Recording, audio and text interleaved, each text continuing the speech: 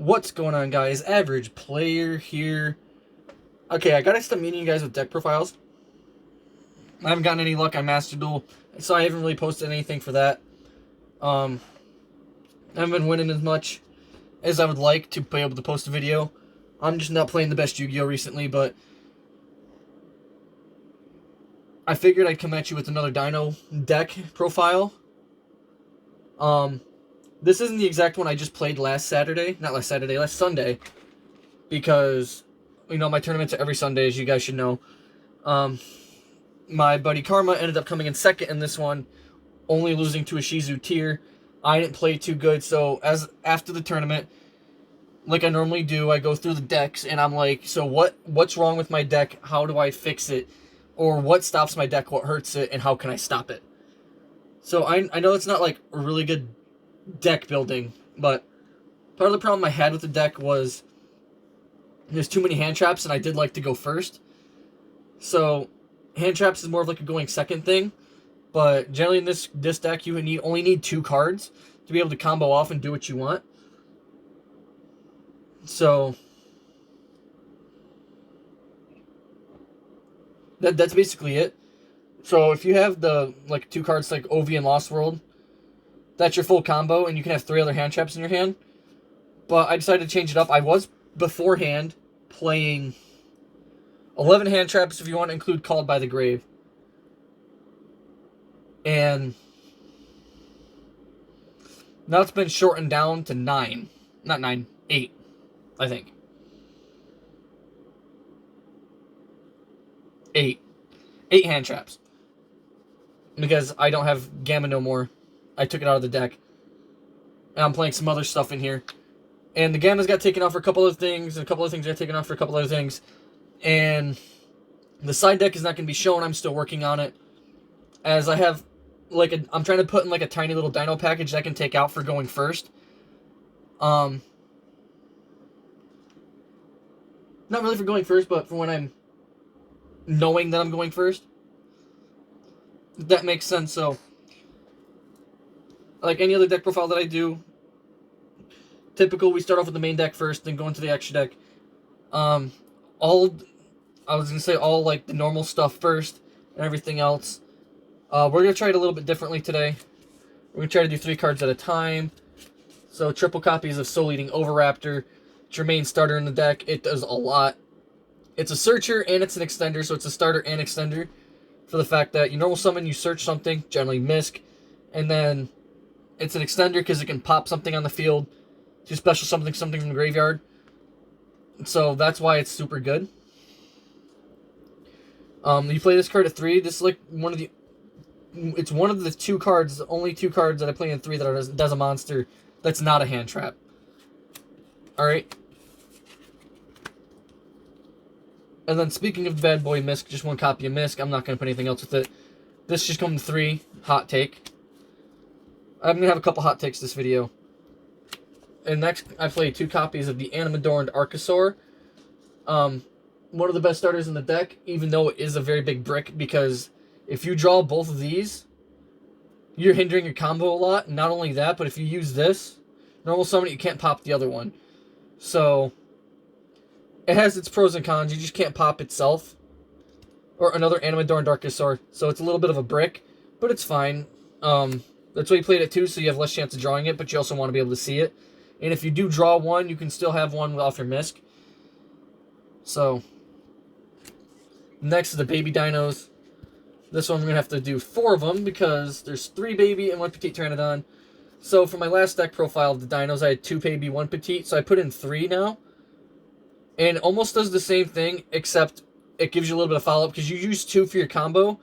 And if you end up having Overtext Coatlus or something like that, you can return your OV, your Misk, your Animadorned, and stuff like that back into your deck. If you summon Overtext Coatlus, it's regular way. Get more. But even then, you're only using 1 OV and stuff like that to make your plays. And you generally have 1 baby in the graveyard and 1 other baby probably banished. If not, you have another baby in the graveyard. So, if you normal summon OV or something like that, you find a way to get OV back on the field. Normal summon baby or whatever. Pop the baby, summon baby, get more cards going. Later in the game, decks generally don't have to have a good grind game. Like tier, it's really good tier. Turn 0, turn 1. Even though it's shuffling back its crap, after it mills itself, if you can stop the mills, if you have like a Bistwell or something like that off the mills, like last thing in the chain, off their mills, you'll Bistweller them, and it shuts off the whole graveyard. Now you just dumped half their deck to the graveyard. Nothing's going to resolve. And there you go. And this deck does play a Bistweller, and if you want to, you could turbo it out, but it's not the best option. But I was just giving an example. And one thing you could play in this deck, you could play the Bisteel cards if you wanted to, because you do play some dark monsters and some light monsters. And, well, the dark monsters literally over your light monsters, Animadorn, Archosaur, and Ogre, which is in here. But you could play the Bisteel monsters. Bisteel monsters are still pretty decent in today's meta, because some of them act as, they all act as Called by the Grave for light and dark monster. Not Called by the Grave. DD Crow. So next we're going to do the Scrap Engine. Like it was in the last deck, profile, 2 Raptor, 1 Chimera. And this, you could play the Golem. It just doesn't have as much utility as it did when Helk was legal. Because you can have Golem, summon Ash, or like your Ogre, or if you're playing Bell or whatever, summon one of those from your deck. Go into your Borreload Savage for free. It was so free, it was awesome. But you could play it in this to have an additional extender, and then use like your Golem plus one other to make a link. So even if you like normal summon your Golem out, right? Not even normal summon, like special summon your Golem out and special summon a Raptor back from your graveyard, you can still play a little bit more. You just don't have as much utility normal summoning like normal, because you generally not, you can, like, if you normal summon Chimera, bring Raptor back, Synchro or XC or whatever, somehow the Raptor gets back to the graveyard, but that's already your normal summon. If you're special summoning a card, in this combo we're special summoning the second Raptor, but in the other combo it would have been special summon the Golem, bring back Raptor. You can do either or, but with the way the combo is played now, I'm not going to go to a combo tutorial right now, but with the way the combo is played in this deck, you want to summon out your second Raptor, and because you don't have enough space to go into a Golem, because your board's going to be too full. Next is our big dinos that aren't the double evolution pill, your general double evolution pill targets. So Giant Rex, Pank, and Dogoran. Dogoran being a searchable kaiju. I can't tell you how many times this has come up. My opponent makes something stupid, search Dogoran, tribute it off, thank you very much. That's basically it. Giant Rex is just a free extender. You want to basically get that off of your last baby, or Petite Pteranodon, or whatever you use. And banish it off a double evolution pill. Bring it back, now you can make a rank 4 play. It's either Dalagi or Dolka. Next, your double evolution pill targets, like I was talking about, the Overtext Quatless, and then obviously double Ultimate Conductor Tyranno. Overtext Quatless hasn't been used in this deck before in my deck profiles, but it's basically a spell and trap negate by destroying the card on the field or in your hand, or on your field or in your hand.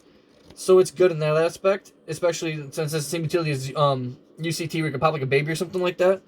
And that's another reason why we play 3s, because like even if you draw one, you can pop the baby and extend without using your normal summon. Not even like extend, just like play on your opponent's turn. You know, start setting up something, get them a little off and wheezy. But that's it for the big guys. Next for hand traps. Of course, we gotta play the triple copies of Ash. It's one of the best ones in the game, one of the best hand traps.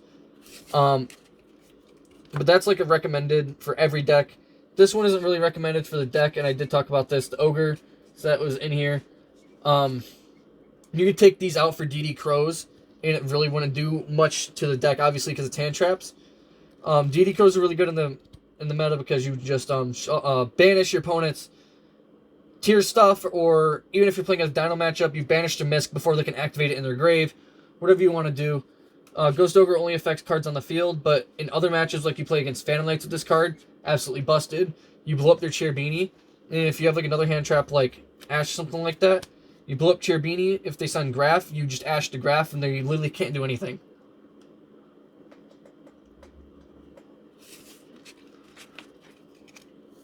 Next, the last 3, we play double copies of Infinite Permanence and Called By. I called Called By a hand trap. And again, just like Miss Called By should be a 3 and Red Reboot shouldn't be on the ban list. But everybody knows what these cards do. They're some of the best cards in the game. Next is going to be another 4-stacker. We play our 4 copies of Lost World because Lost World is the best card in the deck. And that's, like, not lying. Your opponent can't target cards beside the token while Lost World's on the field. Every time you summon a Dino, your opponent gets a token. And guess what? It's not a hard once per turn. So if you have multiple copies of Lost World, your opponent's stuck with multiple tokens that, if they get rid of one, they can't get rid of the other. But you generally don't want to do that because some decks can just link those two away, make IP Masquerena or into a Nightmare or something like that. So you got to be careful with it. But you got your 4 copies of Lost World right here. Triple copies of Fossil Dig. This card is the Rhoda of the deck. It searches your things. I can't tell you how many times I've drawn double of these, and my opponent just scoops after I activate the second one, because at this point they know if they can't ash, if they ashed one of them at all, because the first one I'm going to activate, if it doesn't resolve, they ash it. I'm going to activate the second one, I'm going to add Misk. So it doesn't really matter if they hit one and I have the other, or if they don't hit either, they're knowing they're going to get blown out, because I don't have to add anything off of my OV. Because, like, say, even if I didn't have OV, I opened up both of them, I activate one, add Misk, activate one, add OV. Now I got the protection for my OV. You really can't do anything. So, yeah. There's that. And speaking of Double Evolution Pill, play double copies of Double Evolution Pill. It will summon any monster from your deck as long as it's level 7 or higher. So you can summon Pank, Dogoran, UCT, Overtext, Quatless. Doesn't matter. This card can summon it as long as it's level 7 or higher. And this is what you add off of Animador Darkosaur. But I put in 2 extra spell cards to replace, kind of like Gillosaurus. Gillosaurus was good when I wanted to accomplish it. The card's going into my my side deck as part of like the tiny little engine of dinos I want to be able to swap out. But I decided to throw in a couple cards to help with consistency or an extension. So Upstart Goblin, so I can draw a card. Even though it doesn't give my opponent 1,000 life points, in this game Yu-Gi-Oh! Life points don't matter.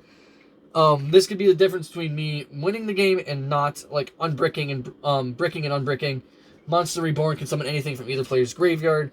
So even if I can't get anything going, 2 level 4s can always make a Baguska, and your opponent can have a tough time with just that one card.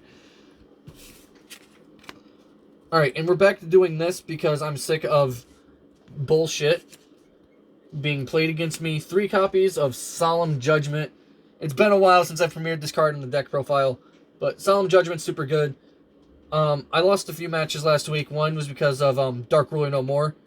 That's the reason why I lost actually the whole match. Like the best 2 out of 3. I went first round, got Dark Ruler No More. Went first, second round, got Dark Ruler No More. And I was just like, man, what the hell? And because I had full board monster negates, if I have Judgment, it's gonna be even better. Even though it's like one of those things I know where you have to draw it to see it, it's still gonna help if you see it or not, because you can always use it on a later turn, even though it's not really as useful on a later. Excuse me, it's not usually as useful on a later turn as it is at the beginning of the game. If you guys knew my luck, I always draw my power traps at my locals. Back when IO was legal, I could be playing. My buddy was playing Sky Strikers. Every single round, I would top deck the IO. And it's not like I was stacking or anything like that. I would pile shuffle after every round, especially since I sided against Striker, and I knew that IO, even going second against Striker, shuts them down, and I'd still end up drawing it for whatever reason. So me and my power traps always end up drawing them for whatever reason. 1 Link Kribo. That's just typical in the deck. We're on an extra deck now. For Link 2s, Scrap Wyvern and IP Masquerena. Scrap Wyvern helps get your combo started. IP Masquerena is helping with interruption on your opponent's turn. So there's that. 1 Link 3, it's Nightmare Unicorn. And 2 Link 4s in Saryuja and Appaloosa. There's been times I wanted to make Saryuja just so I can get additional attack boost, so I can beat over things. Because my opponent's monsters can get big. But not only that, it gives me a free Link 4 on the field. It helps me get rid of some cards on my board that I don't need, instead of like trying to make force an IP or trying to force a Nightmare Unicorn that does nothing. Saryuja at least does something, and if anything, it can help me fix my hand. Next, for some of the XCs, we're going to triple stack it, or double stack it for the Dino XCs, Lagia and Dolka. And then for the rest of them, Dweller, Baguska, Tornado Dragon. This is for the trap heavy decks, the anti-metas. Baguska just hurts a lot of decks. If you activate against Dinos, Dinos can't play. Abyss Dweller stops a lot too. Lastly, Synchros, F.A. Dawn Dragster, Scarlet Red Dragon Archfiend, Omega, and Savage. Burn damage. Everybody knows, and everybody knows. Anyway, thank you for watching. See you next time.